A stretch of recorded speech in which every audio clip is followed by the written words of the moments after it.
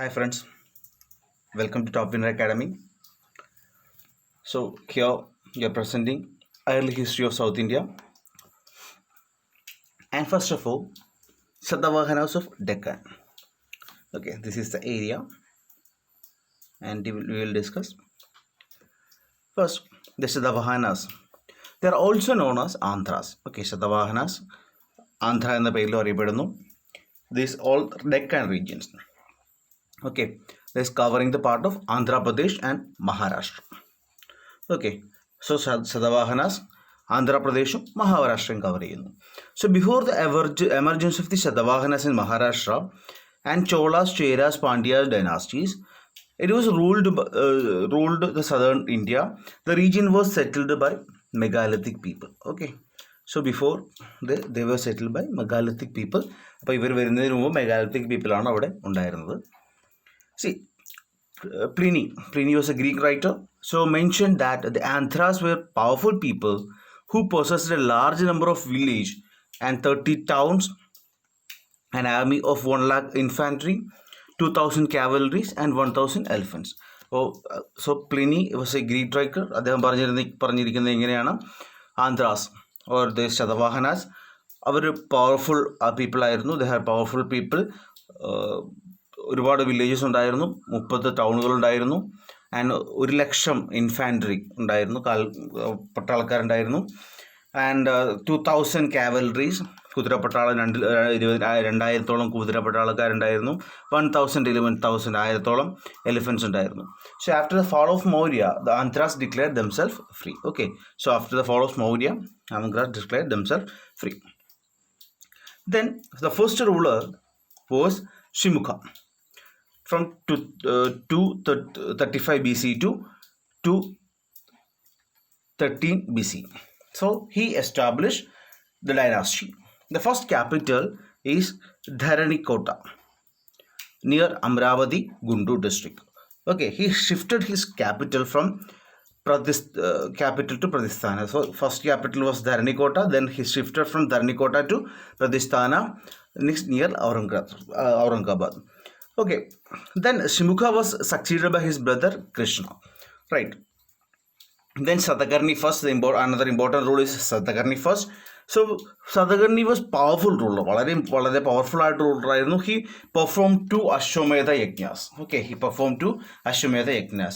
Okay, the Nanagarh inscription described his achievement in details. Okay, so Satakarniye pattiyulla achievements, the achievements of Satakarni, it is described in Nanagarh inscriptions. He conquered western Malwa, Vidarbha and Anupa, that means Narmada Valley. Okay, this area was conquered by Satakarni first, and he is also referred as Lord of Dakshinapatha. Okay, Lord of Dakshinapatha. This Satakarni first is referred as Lord of Dakshinapatha. Okay, Satakarni first. So Satakarni first name also occurs on the gateway of Sanchi Stupa. Okay, Satakarni first. Okay, Satakarni first. അപ്പോൾ സാഞ്ചി സ്തൂപയിൽ ഉള്ള Satavahana ruler ആരാണെന്ന് ചോദിച്ചു കഴിഞ്ഞാൽ the name is Satakarni first, because there were substantial donations were given by Satavahanas for the renovation and decoration of Sanchi Stupa and monasteries. Okay, so Satavahanas king donated a lot for the decoration and renovation of Sanchi Stupa, right? Next is Satakarni II, or otherwise his name is, popularly is known as, or otherwise his name is Gautami Putra Satakarni. Gautami Putra Satakarni gained Malwa from Sungas. Okay, Sungasil നിന്ന് മാൽവ പിടിച്ചെടുത്ത അദ്ദേഹമാണ്. Okay, Satavahanas became powerful again during his reign, Gautami Putra Satakarni. Okay, so his achievement is recorded in the glowing terms of Nasic inscriptions. Okay, his achievements is recorded in Nasic inscriptions of Queen Mother Gautami Balashri.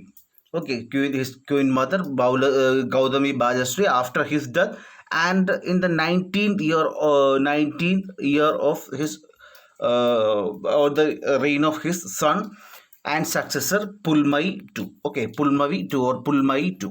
Okay, so after the 19th year of his successor Pulmai II, this inscription, Nasic inscription, is written by his Queen Mother, that means Queen Gautami Balasri. Okay.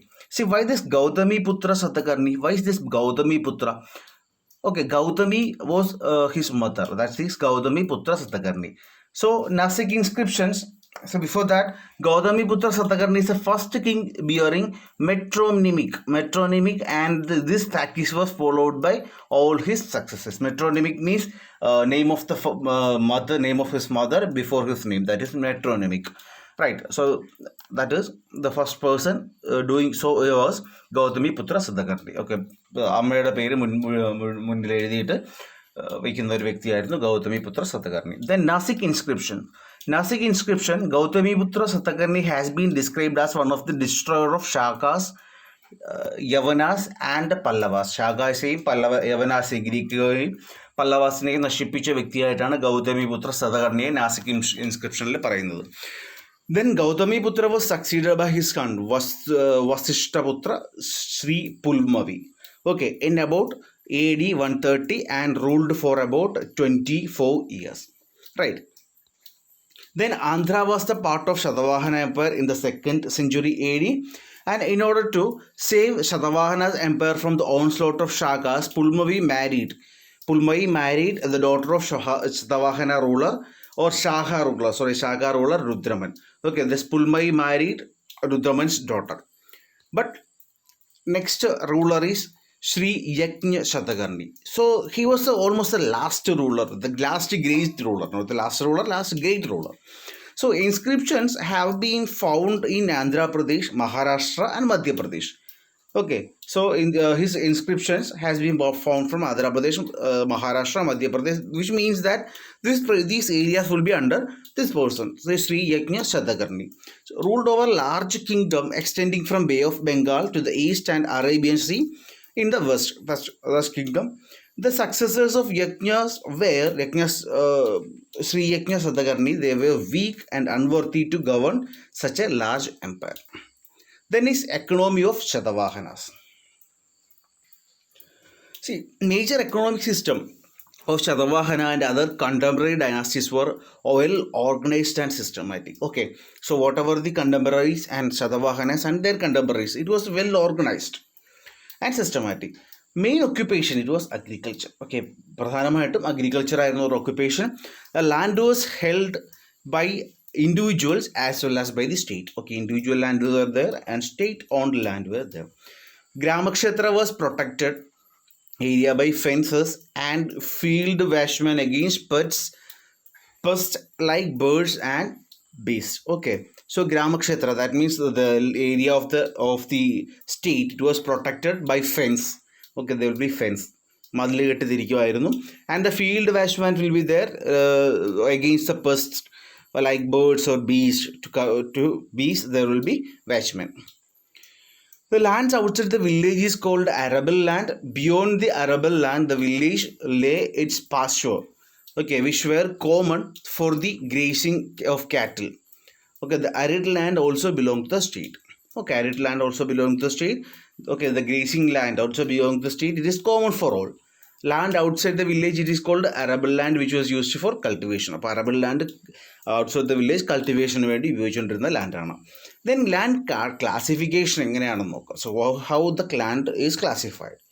The village was divided into cultivated land, uncultivated land, ground land, forest land, pastures land. These were the 5 types of cultivation mainly. And the main crops, cultivated land means used for cultivation, agriculture. Uncultivated is not using for uncultivated. Ground land means semi-forest land. Okay, forest land. Then pastures land, it is used for the cattle food. Okay, then the main crops were rice of different varieties, coarse grains, sesame, then saffron, pulses, wheat, linseed, sugarcane, mustard. Besides, a large number of vegetables and fruits were also grown. Then major guilds. Okay, nearly 18 types of guilds were mentioned in the literature. See, actually guild mean a group of people doing the same job. ഒരേ രീതിയിൽ ഒരേ ജോലിയിൽ അല്ലെങ്കിൽ ഒരേ തരത്തിലുള്ള ജോലിയിൽ ഏർപ്പെട്ടിരിക്കുന്ന ആൾക്കാരാണ് ഒരു ഗിൽഡ് എന്ന് ഉദ്ദേശിക്കുന്നത്. So implemented and defined rules of work controlled and quality of the finished products and its prices to safeguard both the artisans and the customers. So this was the this was the aim of the duty of the guilds. Okay, so these guilds implemented and defined rules of work and control the quality of the finished products and its prices to safeguard both the artisans and the customers. Okay, see, disputes of the guild members were resolved through guild codes. There were guild codes also. കോർട്ടുകൾ ഉണ്ടായിരുന്നു. Guilds also acted as bankers, then financiers were there and trustees were there. Okay, see, loans were given for security of gold and other things. Okay, this bankers, financiers and trustees. In South India it is known as chettis and North India is known as shreshtis. Okay, South India, this bankers, financiers and trustees, they are known as chettis, and in North India they are known as shreshtis. See, both internal and external trade were there. All internal cities and ports were interconnected. A large number of modern national highways were developed during this period, including Grand Trunk Road. Next, Arikamedu was an important Roman settlement. Okay, so Arikamedu is very important Roman settlement. It was located close to a port which was excavated in 1945. Then Romans paid for the food mainly in gold currency. Okay, so we for the goods, so we have given they paid in gold currency. A number of hoards of Roman coins found in the Deccan and South India indicates the volume of this trade. Then literature of Satavahana period. See, the political instability between the era of 500 years after the fall of Mauryans. So nearly nearly 150 BC, that was the end of the Mauryan period. Okay, so that's the end of the Mauryan period and the before the rising of the Gupta Empire. Okay, nearly 250 AD, 250 AD, and this Gupta Empire rised. So nearly 500 years. So this period marked as a development of the Dravidian languages and literature of South India. Okay, the Sanskrit language and the various forms of Prakrit language developed, and some distinctive literature was written in these languages. Okay, so these two great epics, Ramayana and Mahabharata, were compiled during this time. Then Smritis. See, what are Smritis? So Smritis explain the religious duties, usages, laws and social customs. Then Manusmriti. Manusmriti is the oldest among all. ഏറ്റവും പഴയത് മനുസ്മൃതിയാണ്. It was composed in about the 1st century BC. Then another Smritis are Narada Smriti, Vishnu Smriti, Yajnavalkya Smriti, Brihaspati Smriti. Okay, these are all there. Then these Smritis are very important source of law and social customs of the contemporary society, and hence declared to be divine origin. Okay, this Smritis declared to be divine origin. Okay, then Mahabhashya, written by Patanjali. It was a work in the field of grammar during the period of 2nd century BC. Okay, Mahabhashya. Then Mahabhashya, it was written by Patanjali. Then it was a work in the field of grammar during the period of 2nd century BC. So it was written twice. Then Ashwagosha was an important literary figure, right? So he was a Buddhist figure. He had written many poetry, plays, etc. So important of them are then Saundarananda. Okay, then Buddhacharita, then Vajrasuji. Then Buddhacharita is important. Buddhacharita was written in the form of Mahakavya. Okay, then Swapnavasavadatta was written by another poet, Bhasha.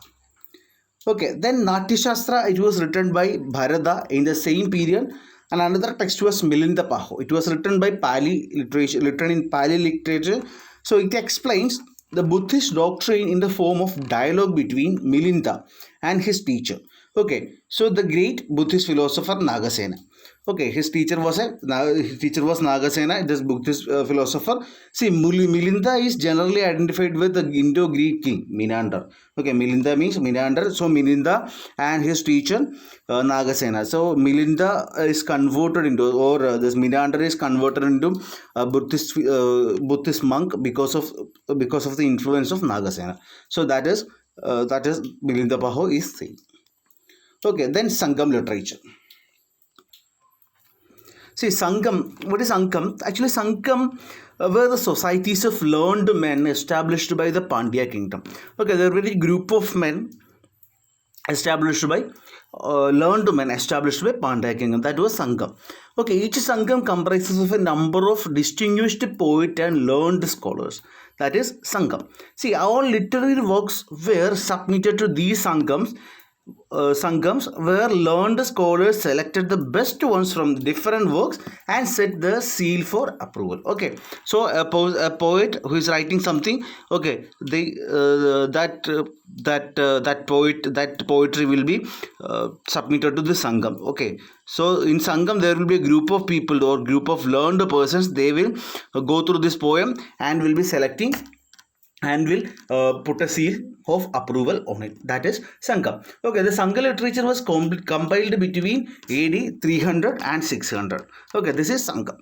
Actually, it is a collection of 8 anthologies. Is considered to be the earliest one belonging to 3rd century BC to 3rd century AD. Okay, it's a collection of 8 anthologies. It is the earliest one. Okay, then Tirukural. Tirukural, it's written by Tiruvalluvar. It's a bust of the minor Didax poems. Okay, Didax means രണ്ട് പദങ്ങളുള്ളത്. So there will be 2 lines. Okay, 2 lined poems. That is Didax. So Tirukural written by Tiruvalluvar. It is also Didax. Okay. Doha എന്നൊക്കെ പറയും. It's called Dohas in Hindi. Right. Then Silappadigaram. It is, and Malimekhali. There are the 2 Tamil epics, Silappadigaram and Malimekhali. So Silappadigaram. What is about Silappadigaram? The Tale of an Anklet is one of the 5 great epics. Okay, according to the later Tamil literary traditions. Okay, this Silappadigaram is a tale of the anklets.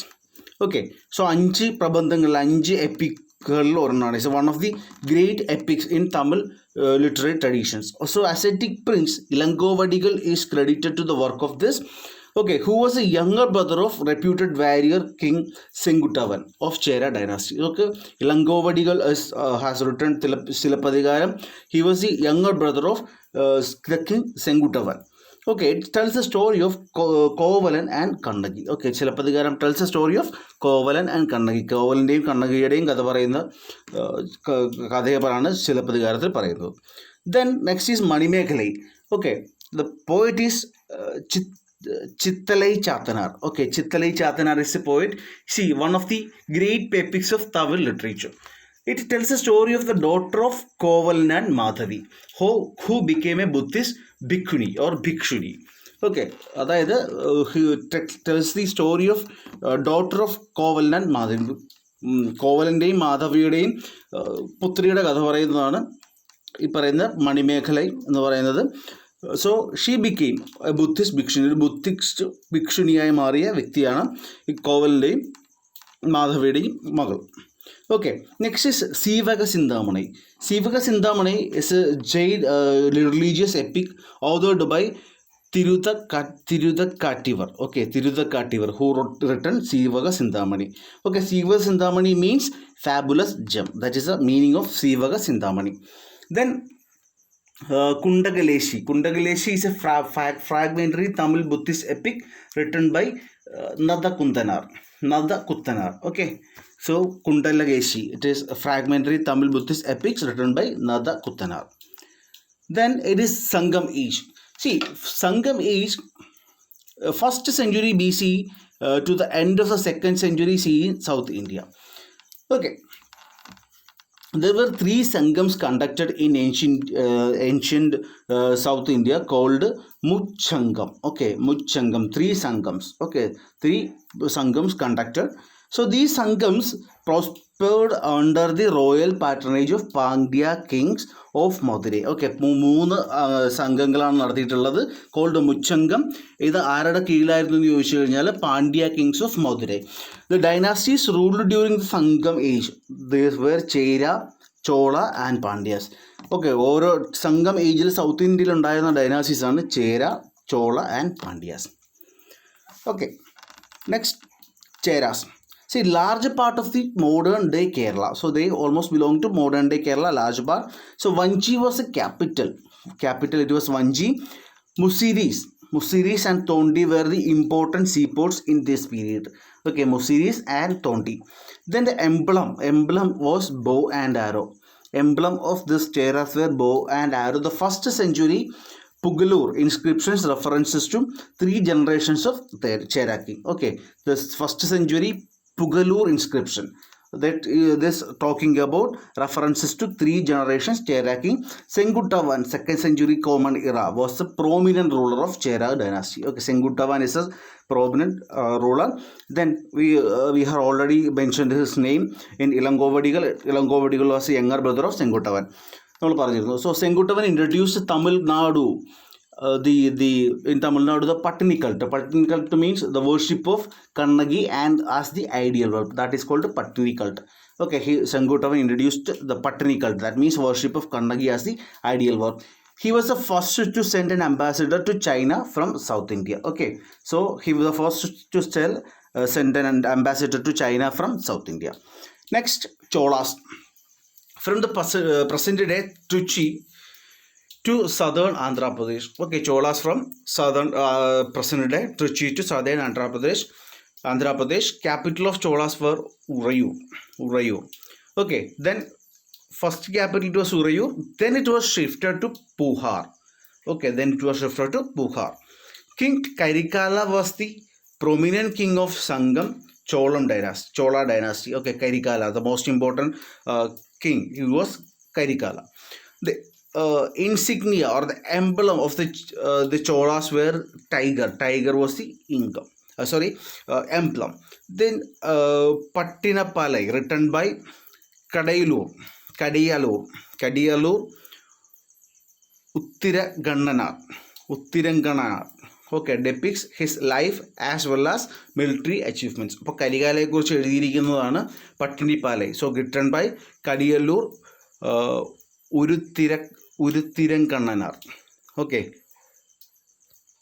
Then various Sangam poems mentions about Battle of Venni, where he defeated the alliance of Cheras, Pandyas and 11 other smaller chieftains. Okay. See, Battle of Venni. നമ്മൾ സാധാരണ പറയും വെന്നിക്കോഴി പാറിച്ചു എന്ന് പറയും. So in Battle of Venni, thus Karikala defeated Chera, Pandya and 11 other chieftains. That is called the Battle of Venni. Then Pandyas. So Pandyas in modern day Tamil Nadu. So Madurai was their capital of Pandyas. Their emblem was carp. Carp was their this emblem. The king Nedunchalian was the most important prince. So he is also called Aryapadai Kadanda Nedunchalian. Okay, so also called Aryapadai Kadanda Nedunchalian. According to mythology, the course of the Kannagi, this wife burnt, the wife of Kovalan, who burned and destroyed Madurai during his time. Right. See, Kannagi Madurai നഗരം കത്തിച്ചത് ഈ സമയത്താണ്, നെടുഞ്ചൊലിയുടെ സമയത്താണെന്ന് പറയുന്നു. The socio-economic conditions of the seaport of Korkai was mentioned. Madurai Kanchi, which was written by Mangudi Maruthannar. Okay, so see some of the socio-economic conditions of seaport of Korkai. It was mentioned in Madurai Kanchi, which was written by Mangudi Maruthannar. Okay, so that's about this. Please share our classes and please subscribe the channel for further updates. Thank you.